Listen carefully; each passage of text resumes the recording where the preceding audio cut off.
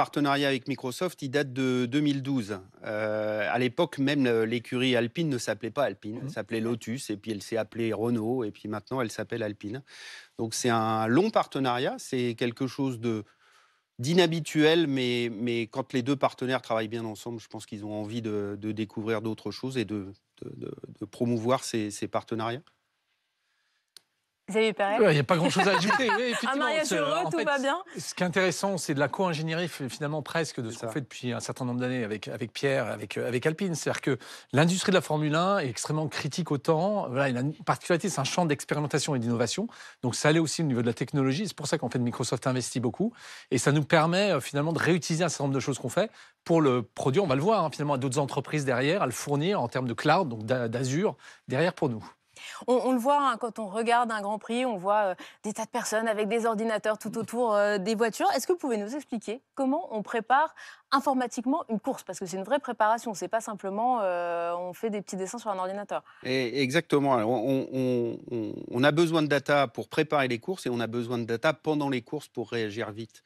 Quand on prépare les courses, il faut savoir que maintenant, la réglementation en Formule 1, elle interdit la plupart des tests physiques avec la voiture et son pilote dedans. Il y a quelques essais de pré-saison, mais sinon, tout le reste, ça se fait via la simulation, via les ordinateurs, via les algorithmes et via l'acquisition de données. Donc, on a évidemment l'acquisition de données, par exemple, dans la soufflerie et avant ça, dans la simulation aérodynamique. Donc, les ingénieurs, pour ressentir comment va se comporter la voiture pendant la course, ils n'ont que la simulation numérique. Donc, on comprend bien que la tech, le software, la capacité de puissance, la capacité de stockage et la puissance de calcul, pardon, sont clés pour obtenir le maximum de performance de ce système homme-machine qu'on retrouve sur les circuits. Concrètement, ça veut dire qu'avant une course, vous allez modéliser quoi? Des stratégies de course? Vous allez modéliser s'il pleut, s'il fait 35 degrés? Et ça, ce qui est incroyable en Formule 1, c'est qu'il y a une vingtaine de courses dans l'année, mais en fait, aucune se ressemble, puisque chaque course est différente. Monza est différente d'une autre course derrière. C'est sur la voiture elle-même 300 capteurs, donc on a agrégé beaucoup de données en amont. Déjà, et puis effectivement, il y a le temps qui va jouer, il y a l'affectu de la course, peut-être la façon dont le pilote conduit, donc qui va modéliser finalement un certain nombre de parcours, de choses pour, je veux dire, améliorer la voiture dans les à peu près 15 jours en général qui séparent deux courses. Donc il faut aller très vite pour modéliser ça. Et puis ensuite, après, tout va se jouer pendant la course, on va le voir. Mais rien n'est fait, en fait, pendant la course, c'est ça qui va être intéressant.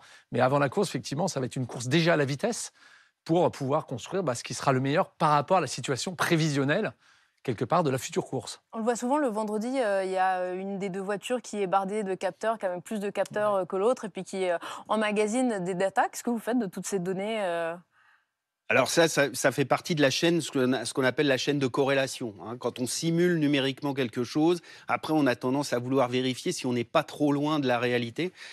Donc les capteurs, effectivement, qui sont montés parfois sur les voitures le vendredi, c'est pour corréler les données de simulation qu'on a générées pour préparer la course. Donc, qu'est-ce qu'on fait de ces données?